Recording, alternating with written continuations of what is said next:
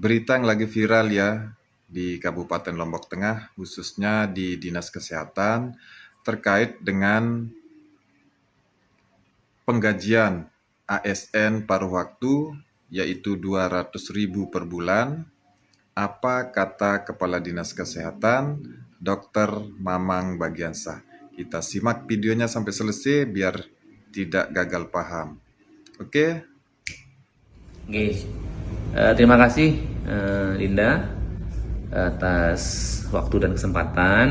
Ini sebenarnya juga sudah cukup sering kami sampaikan, tapi mudah-mudahan dengan semakin sering kita sampaikan, semakin terbuka pemahaman kawan-kawan nakes atau mungkin masyarakat luas ya. Izin bahwa nilai rupiah ya yang kita cantumkan pada kontrak tenaga paruh waktu, yang tenaga teknis atau nakes itu Rp200.000, lalu tenaga administrasinya Rp500.000 ya. Nah, itu yang kemudian menimbulkan polemik.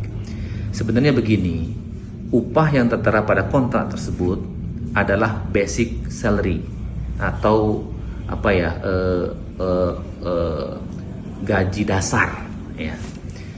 Itu adalah yang disiapkan oleh pemerintah daerah ya, dan artinya dari APBD khusus itu sebagai gaji dasar, tapi nomenklaturnya harus upah. Jangan lupa bahwa sesungguhnya para nakes ini di puskesmas akan ada lagi potensi penghasilan yang lain. Pertama dari kapitasi, yang kedua non kapitasi, yang ketiga BOK. Jadi jangan lupa itu loh ya. Ndi ensata kiu niki doang nggak mau. Terumbuk malik si kapitasi, non kapitasi dan BOK. Satu contoh real ini, kami dapat informasi dan memang terbukti lewat dokumen yang ada. 1 bulan itu nakes itu bisa kapitasi 1,2 juta. Yang kedua dari non kapitasi ada lagi barangkali ya. Tapi yang diinformasikan soal BOK nih, apa kalau dia turun ke posyandu, 1 kali turun ke posyandu, OH-nya 300.000. Jadi kalau kita hitung berarti berapa dia peroleh sebulan? 1, upah dasar itu yang 200.000 ditambah kapitasi 1,2 juta.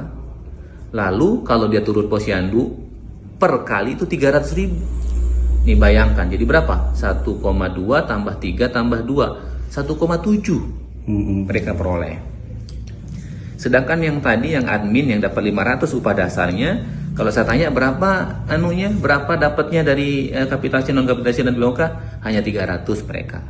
Maka di total 500 tambah 300 800, 1,7 800. Dan mungkin ada contoh-contoh yang lain. Kami terbuka untuk diskusi kaitannya dengan detail-detail tersebut. Hanya ini yang saya mau garis bawahi, bahwa upah yang tertera pada kontrak itu adalah upah dasar. Ya, ada lagi potensi penghasilan dari kapitasi, non kapitasi dan program-program di puskesmas yang dari BOK. Seperti itu. Oke. Sedikit lagi Ya. Rencana atau adanya rencana aksi mogok teman-teman nakes niki seperti apa tanggapan? Iya. Tentu saya dan kawan-kawan di puskesmas, di rumah sakit hanya menyampaikan begini, dan ini bukan bermaksud intimidatif ya atau mengancam begitu. Karena kawan-kawan P3K paruh waktu juga sudah masuk dalam kategori ASN, maka tentu berlaku norma-norma umum kepegawaian. Kalau tidak hadir ya berarti kan nggak ada absen, ya kan? Nah, soal sanksi seperti apa nanti mungkin lebih detailnya BKPSDM itu yang punya ranah informasi. Tapi yang itu tadi juga berpengaruh. Anda kawan-kawan ini jadi tidak berkegiatan kan di puskesmas, tidak melayani pasien, tidak ikut posyandu, maka kan terpengaruh tadi kapitasi, non kapitasi dan pendapatan dari BOK tadi. Nah, jadi seperti itu soal kemudian keputusan kawan-kawan itu kembali terserah kawan-kawan ya, karena kawan-kawan juga sudah dewasa. Kami anggap ini sudah kami berikan penjelasan begitu ya, sehingga kebutuhan tersebut adalah keputusan masing-masing.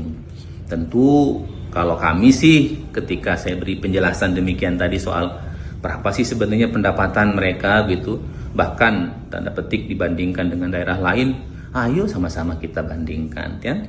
Nah, tentu kami juga harus menyampaikan bahwa yang difikirkan oleh Pak Bupati, Pak Wakil Bupati, pemerintah lah dalam hal ini kan tidak nakes saja. Ada guru di sana, ada juga untuk nelayan, petani tembakau, kemudian marbot masjid, kepala dusun, RT, termasuk untuk masyarakat seluruhnya. Kenapa sekarang bisa berobat gratis ya, KTP saja? Karena UHC sudah digelontorkan 109 miliar. Jadi mohon dimaklumi. Dan ada kapasitas juga di puskesmas yang sekarang semuanya sudah BLUD itu untuk berinovasi. Bagaimana pelayanannya bisa bertambah, kapitasi bisa kita atur supaya seragam antara mungkin ada puskesmas yang sedikit, ada puskesmas yang banyak, supaya semuanya menjadi berkeadilan. Ada tambahan lagi sedikit bahwa pemerintah juga memikirkan selain yang saya sebutkan tadi, upah dasar, kemudian kapitasi, non kapitasi segala macam, ada JKN dan JKK-nya kawan-kawan PW ini. Saya punya data dari berapa? Kalau untuk keseluruhan tenaga ya 4.042 orang ya. Artinya ini tidak nakes saja tapi juga tenaga yang lain. Itu pemerintah menyiapkan sekitar 2,6 miliar itu untuk JKN-nya dan sekitar hampir 1 miliar 915 juta ini untuk JKK-nya, jaminan kesehatan kerja. Nah, jadi ini sudah, maaf ya, menurut saya sih dengan kondisi keuangan tidak APBD saja ya, tapi keuangan negara yang memang sedang tidak baik-baik saja. Ya, ada pemotongan anggaran dan sebagainya ya, transfer daerah itu. Jadi saya kira kita tetap harus bersyukur dulu ya. La in syakartum la azidannakum wa la in kafartum inna adzabi lasyadid. Jadi sekali lagi tidak 200 saja.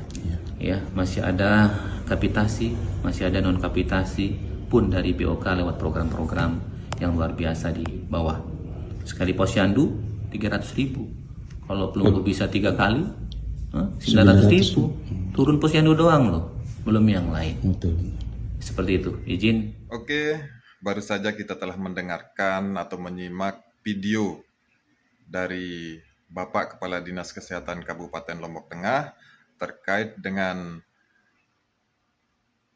tenaga medis atau tenaga perawat yang digaji Rp200.000.